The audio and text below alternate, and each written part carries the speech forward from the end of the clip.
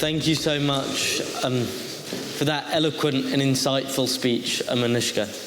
Now moving on to our second opposition speaker of the evening is Christopher Lorde. Christopher is a second-year politics student from Christ's. Chris, you have the ears of the house.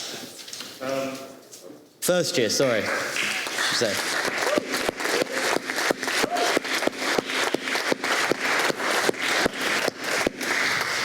Yes, well, thank you. I am a first year, actually not a second year, but, you know, free speech absolutism, I guess, also involves the right to get things wrong. Anyways, I'm going to go ahead and actually start with what I want to say today. But first, I do have a few things to respond to from the proposition. First of all, I want to really define what this motion is talking about. So I have here on my phone the Instagram post from the Cambridge Union Instagram account that says, "This house would be a free speech absolutism," right?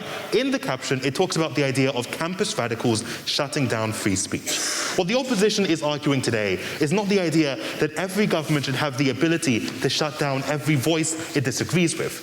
It's that we don't need to be giving a platform to hatred, to things that incite violence, to things that will restrict other people's rights to freedom of expression. There is a difference between what the proposition wants you to believe we're arguing today and what we're actually arguing. Now, the proposition themselves, by this description, seem to fall squarely on our side. Edward started his speech by saying that the proposition isn't arguing that everybody is owed a speaker slot, that everybody isn't owed a platform. Anushka then went on and clarified that she agrees. The proposition, fundamentally, by the definition in this caption, does not seem to be very well free speech absolutists. I want to believe the truth would succeed in an age of lies, like Mr. Foley said. But that isn't true. And here's why. The first part of a flower that grows are the roots. They entrench themselves deep within the soil before we even begin to see flowers start to bloom. The same can be said for hate speech. It's only after those roots have entrenched themselves that we actually begin to see what that flower looks like. Do we see the effects of harmful lies, of harmful bigotry, and of harmful speech? The proposition today has told you that the only way to counter hatred is to shut it down in the marketplace of ideas, that we can debate hatred out of existence. And I wish that were true, but it's not, because of a little thing called the illusory truth effect. What that means is, when we hear lies again and again and again, we start to believe they're true, even when we're told otherwise. For instance, we're told that carrots improve our eyesight. Believe it or not, that's not true. We're told that Napoleon was short. Believe it or not, he was above the average height, for a Frenchman anyways. We're told that black tie and suits look good, but Mr. President, your tie is on sideways. In all seriousness though, there is a real harm to the illusory truth effect. It goes deeper than wonky ties and short people, because the same thing happens when we amplify and allow hatred to be legitimized. A 2015 study found, for instance, that in Nazi Germany, a shift to pro-Nazi content on radio airwaves had a direct causal effect with their vote share. That keeping them off the airwaves during the years prior to their rise to power actually stopped them from rising to power until those tides started to shift. The increasing acceptance of Nazi ideas in the public sphere, the increasing ability of them to have their voices legitimized, for their views to be seen as points of legitimate debate, made it seem like they were saying something valuable. It made the German people more susceptible to their ideas. They were told the lies of the Nazi party again and again and again, and they heard it so many times that it began to sound true. Repetition is convincing. When we hear lies consistently, we begin to believe them. And when we hear hate consistently, we're motivated to agree with it.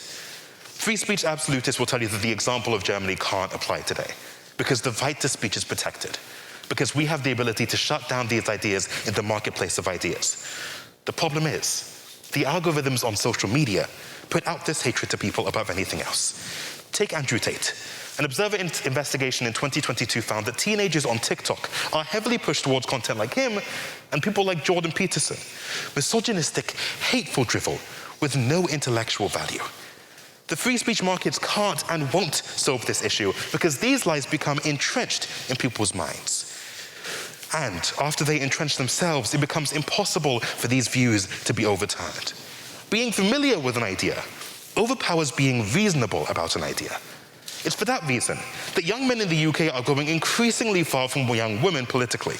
They're going more reactionary, more conservative, more hateful. And the same is true of South Korea, the United States, of Germany, and more. Because we like to believe that free speech absolutism is politically neutral. But that isn't the fact. YouGov policy shows that hateful views towards trans people have increased since 2019. We've shown time and time again in the last few years how the illusory truth effect has aided and abetted hate at every single level. Now, I'm not saying that the government needs to shut down all hate speech. I'm not saying that the government should be the sole arbiters of what is and what isn't truthful, of what is and what isn't harmful. But if we look at what's being argued today, the idea that campus radicals shutting down free speech are to blame for what's wrong with our democracy, that everybody is owed a platform, that everybody's opinion holds equal weight, that simply isn't true. Mill claimed that the marketplace of ideas only works if everybody is educated. And I mean, I wish that were true. It's not. But free speech maximalism requires restraint for the sake of pluralism, because hate speech and bigotry do cause risk to direct safety.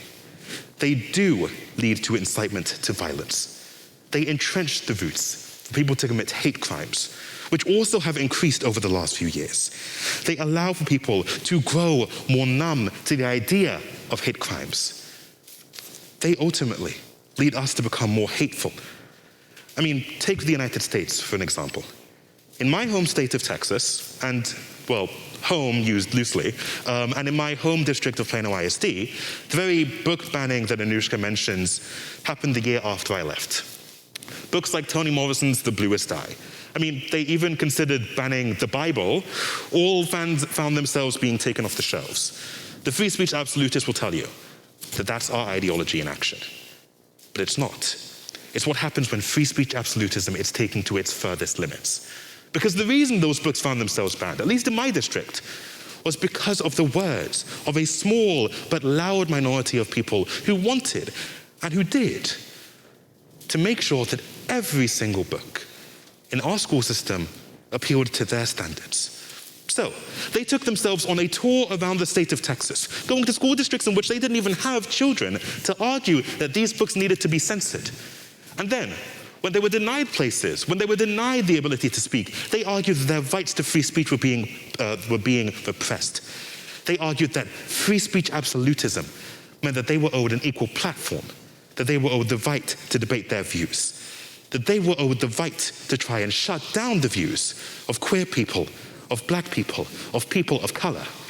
Because the fact of the matter is, if we want to be free speech maximalists, like was claimed earlier, that involves making sure that we do not legitimize hate. That involves meeting our responsibility in organizations like the Cambridge Union, in places like social media, in newspapers and all the like. It means that making sure that we're not amplifying, it means making sure we're not legitimizing hatred. And it means making sure that we're not feeding into that same effect. The idea that if we hear something again and again, if we're exposed to hate again and again, it becomes legitimate in our eyes. We have a responsibility. With great power comes great responsibility. And it may be an abuse of that power to cite Spider-Man in the chambers of, the chamber. But nonetheless, the fact of the matter is, if we're going to be the sole arbiters of what is acceptable here in the Cambridge Union, right? If the people on subcommittees and committees are deciding who we invite to speak, we should invite people who have intellectual value. We shouldn't invite hatred. We shouldn't invite hate mongers for the sake of having a both sides debate over whether our lives are legitimate and worthy. Because the fact of the matter is, there is an importance to what is said and what is spread. And the fact of the matter is, when we convince ourselves that these lies are true, when we push forward the idea that, COVID-19 can be solved by putting bleach under our skins is a legitimate point of debate that needs to be brought up and shut down. When we do things like that, there is an impact of it. Because the fact of the matter is, right, we can go ahead and say, oh, well, as long as we tell people that, injecting yourselves with bleach or taking ivermectin is bad, then, they just won't do it. That isn't the case. When Donald Trump started, promoting horse tranquilizers and bleach as cures to COVID-19, people actually died from horse tranquilizers and bleach. Because even if they're told those opinions are wrong, once it's entrenched inside people's heads, it's too late. The illusory truth effect means that we get stuck in our own echo chambers even when the free speech absolutists say, debating those ideas will solve everything. It means that for people who are exposed to misogynistic and hateful content on TikTok, go into the real world. People trying to shut them down won't change their minds. It means that when we invite Ben Shapiro, when we invite Jordan Peterson, when we invite people like that, even if we're debating their ideas, what ends up happening is that they gain greater ground to proselytize. They gain greater ground to spread hate. What that means is that they draw people to their channels, to their YouTube channels, to their social media platforms, to watch them continue to spread hate. The video of Ben Shapiro speaking at the Cambridge Union got more views on the Ben Shapiro YouTube channel than on our own. Because what it did is it legitimized his viewpoints. It made people think that what he's saying has value and was being valued by one of the oldest free speech societies in the world. I'm not saying that the government needs to shut down everything I disagree with, but I am saying we have a responsibility. We've taken an oath to promote the freedom of expression. And what that involves is being reasonable about what views we promote. Go ahead. Do you lack confidence in your argument that much that you think shared by someone speaking, and not everyone somehow magically all agree with them instead of we have to argue against it? I know I am running low on time, but I'm going to answer this really quickly. The whole point of my speech, right, is that even if things aren't true, people will believe them, even when they're told things that are true. That's what the illusory truth effect is. People can hear something again and again and again. It can make no sense scientifically. It can completely fall apart when faced with scrutiny. But that scrutiny simply doesn't work, because the marketplace of ideas is not as equal as we'd like it to be. Thank you.